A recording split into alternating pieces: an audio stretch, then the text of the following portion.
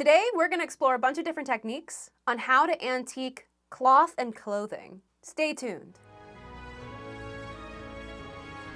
Greetings, adventurers, and welcome to Skill Tree, where we learn how to do just about everything. I got sassed last time because I didn't do the intro right. Probably still will do it wrong. Today's a follow-up on a previous video I did. I may have gone overboard with that one and recorded a bunch that didn't end up in the video. One of the things was to weather and antique cloth and clothing. Okay, so quick disclaimer. When I say weathering, I don't necessarily mean making something look older or dirtier. To me, weathering is taking a thing that might look a little bit too perfect and making it look like it's lived in the world. That can be subtle differences, or it can be rolling it around in the mud and ripping it up a bunch. But I want to explore different techniques of how to do that with costumes, because I've always felt like our LARP costumes and such looked a little flat. They look cool, but they look too perfect. They look too modern. They look like sewn together costumes rather than something that lives in the world. So how do we go about fixing that? Well, I'm not going to throw a costume to the wolves right away. So instead I busted out a bunch of different scrap pieces, like this wool fragment from a coat we used in a previous episode, some different density cotton fragments of different colors, and this green burlap. Once I'm ready to test them out on actual clothing pieces, I got these really cheap, like $2 t-shirts from Michael's. I got a warm color, a cool color, and white. I figured that gives me a pretty decent range of testing how things look on different colors. So the first thing you think about when you think about clothing that's been worn is it gets worn. It gets like rubbed at, it gets like softer, and the fibers get worked at. So to simulate this, I took a kind of softer wire brush to it and pulled at the different fibers of all of my different test pieces. I figured this was a good thing to start with because opening up the fibers is going to help anything I do that is like adding paint or color to it sink better into the fabric. It's cool to see how the different weaves take it differently, with the burlap being pulled apart much more dramatically than some of the cottons. Meanwhile, the wool just gets all pilly, which if you've ever worn wool pants is exactly what happens in between your thighs. It's annoying. So now that the fibers are all open and receptive, I decided to try out an old faithful technique of adding a little bit of color variation with coffee and tea. With my little amalgamation, I dipped all of my different pieces in, making sure that they got a good dose of the caffeine juice. Then I rubbed away the excess coffee grounds and tea leaves and left them to dry. This typically works better when it's hot, and also the longer you soak it, the deeper it stains the fabrics. In the past, we've done this to like full outfits where we've just kind of like cauldron stirred it until we felt like the tea had soaked in a decent amount. I find that as I'm exploring different techniques, a lot of what seems to make costumes look better is variation. Not like huge differences, but just like not perfect flat colors. So even just soaking a thing in tea that isn't supposed to be old adds a little bit of color variation, whereas before it might have just been a flat color. Now to go the opposite direction, I busted out the chemical I hate most in this world, bleach. I hate it. It reacts with so much things and makes me nervous. I heavily diluted some bleach in some water and put it in a spray bottle to spray on 3 of my different test pieces of different colors. I decided to go for the black cotton, the kind of off-white cotton, and the green burlap, because it gives me an idea of how bleach will affect different colors, as well as different densities of weave. For example, the black cotton has a dense, fine weave, so it absorbed the bleach just so much. And it was also a really dark color, so you see the difference dramatically. Bleach will keep working the longer you leave it on a piece, so once I'm happy with what it looks like, I dump them in some water and leave them to dry. And we could see that the darker the color, the more of a difference bleach made, with the black being a completely different color and the off-white barely having a visible difference. It is a shame that there aren't better alternatives to bleach when it comes to lightening colors like that, because I hate bleach. I really do. It makes me uncomfy. If you work with bleach at all, make sure you know what it reacts with. Because when it reacts, it's a cascading reaction, and it reacts with so many things. For example, later on, I work with some alcohol-based pigments, and I unthinkingly dump the remainder of that alcohol-based pigment into the same water I used to dilute the bleach, and then immediately freaked out because alcohol does react with bleach, and I didn't know if it had been diluted enough to not. Luckily it had, because I was paranoid and diluted everything. But just respect bleach if you use it. Fear and respect bleach. Now that that public safety announcement is over, I went back into the same pieces with some kind of medium grit sandpaper in order to add more of kind of surface softness than the wire brush would have. The wire brush kind of drags at the fibers and softens the entire structure, but the sandpaper breaks down fibers on the surface, giving you that softer texture you associate with clothing that's been worn a lot. It's more of a friction rather than like a dramatic pull. Sandpaper, by the way, God's gift to humanity. With an endless supply of sandpaper, glue, and a knife, you can do anything, eventually. Actually, screw the knife. You can use sandpaper eventually to make a knife. Anyway, while those are drying, I decided to move on to that bright white, thin cotton. This is the one I'm gonna test different like colorations on. My previous tests were more like generic taking away or adding color. Now I'm gonna be a little bit more specific. To do this, I busted out these antiquing ink pad things that are mostly used to antique paper, but I've gotten in the habit of just using them on everything, and started playing with rubbing it onto the cloth using the provided sponge. Eventually, I got impatient and just rubbed the cloth onto the pad itself, which actually came out with really cool results because you see the folds of the cloth, which does kind of happen when you have natural like grime building up in cloth.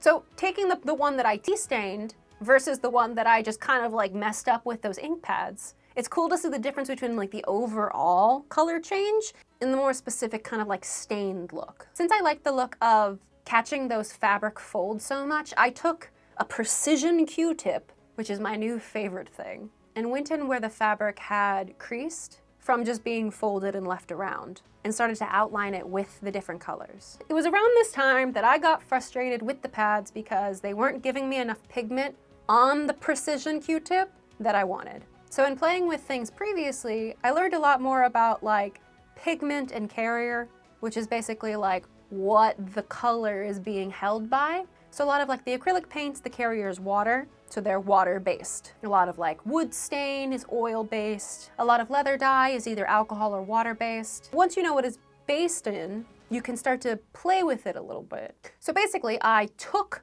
a portion of one of the bigger pads, I cut it off, and I started to like dunk it in different things. Like I dunked it in water and I just checked to see if pigment leached out. Basically, was the pigment being activated by the water? And it was not. And I discovered that it is alcohol-based, which meant that anytime that I added alcohol to it, it would activate the pigment. So I could spray the pads and it would make it go on my precision Q-tip better. Or, one step further, I could put it in a spray bottle with alcohol and make a spray bottle version. I lied about the Q-tips. This is my new favorite thing. I use my little spray bottle of the same color that I used to outline all of the different creases to give the whole cloth a lighter dose of that pigment and also reactivate where I painted it on so it blends in better. While that is drying, there's a lot of drying in this. I decided to move on to the next technique that I wanted to try, which ended up being a mixture of two different techniques. I have this fabric medium that lets you mix it with acrylic paint in order to paint it onto fabrics, apply heat after, and it will kind of like bake into the fabric better than if you just tried to like paint on it normally. I decided that I was going to try and kind of follow the trend of just kind of muddying up fabric because it's easy to compare different techniques when they're all doing the same thing, and mixed up the fabric medium with water and some brown paint. But another technique that I was going to try later was using spices to simulate kind of like dirt particles. So like cinnamon and nutmeg and all that. So I busted out some cinnamon and paprika that are very finely ground spices that'll simulate either like a sienna kind of clay or like a reddish dirt. And I poured them into the fabric medium brown paint mix. And when they all mixed together, I discovered that this was the best kind of like mud paint I had ever seen. Because it has those particles of like spices in it, it acts like the different like particles of dirt that even have a little bit of color variation in it. So I could like get it on my fingers and rub it onto a thing and it would leave behind like particles of dirt while still having like the dirty water effect of staining the fabric underneath because of the watered down acrylic medium and brown paint. I was pretty proud of that one, enough that I saved it in like its own little jar, and I still have it for future projects, you know? But okay, let's try testing out something that isn't just making something look dirty. I took that bit of wool from the army coat because it had a lot of like buttonholes and seam lines and stuff, things that I could focus on to show color variation. Because because a lot of times colors get darker in recesses because not only are they protected from wear and tear, but like oils and dirt and stuff built up in them. And then they get lighter on like upper surfaces because that is where the wear and tear happens. So the lower colors get richer and darker and the upper colors get desaturated and lighter. So I was lazy and didn't bother to even mix my acrylic paint with the fabric medium. Instead, just painting directly on the wool. What can I say? It's a test piece, and that would have been a lot of mixing for all the different colors. Plus, wool just hates being touched in general, so I'm not sure it would have helped it. After I was happy with the paint job, I used the wire brush to kind of mix in the paint to the fibers, because again, wool doesn't like to be touched. It kind of almost had a layer of fuzz that was catching all the paint and not letting it deeper. So I bullied it with a wire brush until it accepted my paint. Then, because I loved it so much, I went back in and covered all of my hard work with the paint with my mud. And then for good measure, to really make it like a soldier who's crawled through the trenches, I slapped more paprika and cinnamon on it. But that is all of our different test pieces done, at least the different scrap pieces. So let's take all of those different techniques and move on to actual pieces of clothing. So I bust out the cheap t-shirts I mentioned before, and decide to start with the white t-shirt. Now for the white t-shirt, I'm mostly gonna be using the alcohol pigments because I was very excited about how well they worked. And I figured the white t-shirt was the best one to test out someone who has been like drugged through the mud kind of weathering. Cause you know, it's white and shows everything. So I wanted it to look like sweat stained, mud around the like sleeves and the bottom. Just a shirt that someone wore while just like fighting nature, I don't know. So the first thing I did is I started laying on pigment where sweat would naturally build up for a person, which is like the underarms, the neck, and then around any of the seams. When I was spraying it on, it was going all a little bit thick. So I ended up just kind of spraying a paper towel and then rubbing it on so that I could dilute it a little bit and also so that it would look a little bit more of like a natural application rather than like a spray. After that first layer, I went back in with my precision Q-tip to really get the pigment into all of the seams in places that like dirt and sweat would get stuck in over time. Then I went through the shirt and just started randomly painting the pigment onto where there was like creases and such in the shirt, and just kind of kept repeating that process of spraying on some heavy, then blending it in with a bit more of a diluted version, then going in with more detailing. One thing you want to keep in mind is that most things that you're doing to cloth, you're wetting it as you kind of like work with it. So it's always going to look a little bit darker than the final version. And it takes forever to dry, so it's annoying to have to wait to see what you have actually done. So I always tend to go a little bit hard on what I'm doing, knowing that it will look lighter later. Also that a portion of it will probably end up being washed out over time as the shirt actually gets worn and weathered. But you know, then it's building up its own natural weathering. Once I'd layered on a decent amount of kind of this yellow pigment, I started going in with brown in the darker areas, as well as using just plain alcohol to reactivate the pigment I'd put on before and blend it into the surrounding areas. This is great for this specific color because it honestly ends up looking like sweat stains and such because it water bleeds out to where the alcohol ends. If you don't want that effect, I found that you kind of have to like feather the alcohol out so that there's no like distinct end to where it's soaked into the cloth. Once I was done with the general paint job, I went in with the wire brush to soften all of the different seams and places that would get friction, as well as to try to work the pigment deeper into the fibers. Then, as is my wont, I covered it in mud. And you can't tell me this doesn't look like a shirt that has been like just genuinely messed up. It looks really realistic, guys. I find that with all of the different weathering and stuff that I do, the less that I care about like perfectionism, the better it comes out. Like there's just random spots and stuff where the spray bottle dripped and it came out so much better for it. And honestly, it's like a first try in making something look messed up. And I think I did a pretty good job. But okay, we've messed something up. Now, can we make something look like well-worn and taken care of and loved? Obviously, the color that we're gonna use to test this is the pink. So I laid it out with the wire brush and started really working at the different seams and anywhere that there would be friction, as well as just the general whole surface of it to soften it. And honestly, there's a part of me that wants to do this to clothing I get in the future because it made it so like nice and soft. You know the feeling, like a pure cotton shirt or something that's been worn often enough that it has like almost a soft fuzziness to it. It's like stretchy and warm and cozy. That, but like a cheap Michaels shirt I bought yesterday. I decided to then test out the fabric medium and mix up some darker paints, but the color ended up being weird for me, and it always ended up feeling like it was going on too thick. I tried to dilute it, but I had cheap spray bottles at the time because we have a chronic lack of spray bottles in the office. The kind of thicker consistency ended up breaking the spray bottle, and I wasn't able to like use it very much. But I figure out ways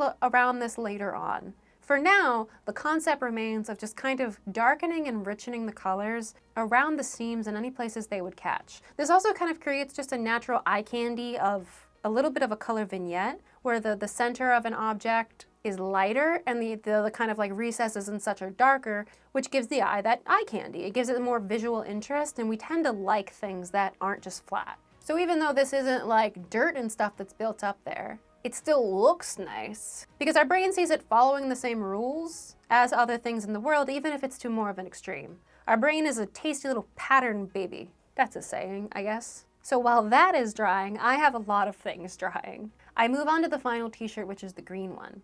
Now going by my color theming, I'm gonna use this one to kind of test out wear and tear that isn't like to the extreme of the white one. More just like a t-shirt that someone wears outside, maybe on like hiking and stuff over time. Not as like loved and comfy as the pink one, but not as wrecked as the white one. So I use a combination of green paint with the fabric medium, as well as the alcohol pigments that I used before that look really good when it comes to like sweat stains and such. Around the same areas that I focused on for the other two shirts, the seams and such, anywhere that like dirt and sweat or oils or anything would gather in. Then I attacked it with a wire brush to unlock its well-worn, comfy potential, and then later on decided I hated it. So the fabric paint didn't really work the way that I wanted it to. Like I said, it comes out a little bit too stark and doesn't really match the colors because it doesn't blend in as much. So I ended up finding resin paint that was alcohol-based that Clever had used in a previous video, putting that in a spray bottle and spraying that onto the green and pink shirts to try and blend the acrylic paint with the natural color of the shirt. And even though that was like an after the fact try to fix, it did end up making it look much better. And look at my comfy boys. They look actually really good. Like the effects are kind of subtle, but I feel like honestly, if I were to see something like this in a store, I would rather buy something with a little bit of color variation than if it was just like a flat, really perfect looking shirt. And you'd be surprised how much like that little bit of variation makes you like a costume or something better, especially when it's consistent across all the pieces. For example, a lot of what we do in leather crafting, we have a whole thing of just antiquing. It's literally just a gel that gets caught in the crevices that makes a thing look older and more like used. And if you've watched any of our leather crafting videos, as soon as you put antiquing on it, it's amazing. It's unfairly good. But like if you focus on what I've done to it, you can see the kind of unnaturalness of it. But if you just look at the piece as a whole, I was like, that's a comfy looking shirt. I didn't do the Baxis comparison. You'll see a little bit bleed through, but look, compare that to like this. This is kind of what it was naturally. Just get rid of where it's bled through. It's like flat versus comfy and lived in. This one's a bit harder because it's more bled through, but like flat, comfy and lived in, and also like trekked through the woods. Okay, but what happens when you take those concepts and apply them to an actual costume? So I didn't have much time to play with it, so forgive me if it's a little bit rushed. But I had these different pieces of costume that we had used in the past that kind of got messed up in one way or another. I have this shirt that Clever wore, I think, to Reckoning, that I think got rubbed against black leather armor. So it's got like black stains, and then on like the bottom and the sleeves, it's got like dirt stains and sweat stains and such. But overall, besides those very specific stains, it looks very flat, which makes the stains look not purposeful at all. I mean, they weren't, so I decided to make them look purposeful by taking my beautiful alcohol pigment creation thing and just kind of doing the exact same thing that I did to the green and white shirt. And I got spray bottles. So I attack it with the lighter yellow and then go in and detail all the different seams and such with my precision Q-tip.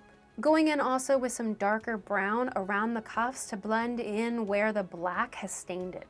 Then I go in with the darker brown in the spray bottle and just kind of like lightly spray it to add more color variation. And then go in with unpigmented alcohol as like a blender, really lightly spraying across the whole thing. And overall, it took me probably like 30 minutes to an hour to turn this into something that looks purposely messed up, and worn in, and actually just generally better than it was when we first bought it, rather than something that's been stained accidentally. But maybe you don't want to spray something randomly a whole bunch. I did stain our wall slightly. So instead, I took this other kind of stained piece that I made. It was Mudodea. It got messed up. I fell in the mud a lot. And I decided to create a hot concoction this time of coffee and tea that I dunked it in, let soak for a little bit, then strained it out and let dry. I didn't get as much footage of it, but then I went back in with the precision Q-tip and did the whole like seams and such detailing. And now any sort of mess and such looks completely intentional. Also, it smells like coffee and tea, which is awesome. And this was supposed to be kind of like a messed up character look anyway. So if anything, again, it just looks better than it did before we accidentally messed it up. But I hear you say, Maddie, you're focusing on just kind of messing stuff up again. Didn't you say weathering didn't have to be that? And I say to you, you're correct. It is very fun to do, but you are correct. So I busted out this old costume piece that my aunt had gifted to me a long time ago. It's got a really nice shape to it, but the color is very modern. It's very perfect. So I wanted to try and just add a little bit of color variation, especially around the seams and such, to make it feel more like part of a fantasy world. And at this point, I had discovered we actually do have fabric paint. Clever had hid it from me. And someone had asked in the comments of the previous video, when I mentioned having done cloth, how to weather with fabric paint itself. So after briefly reading the instructions on the back of the fabric paint, which says it can be diluted with water, I mixed some paint together with water so that it would soak into the cloth and kind of blend itself naturally, and started to attack all the different places that I thought color would build up in the seams and such.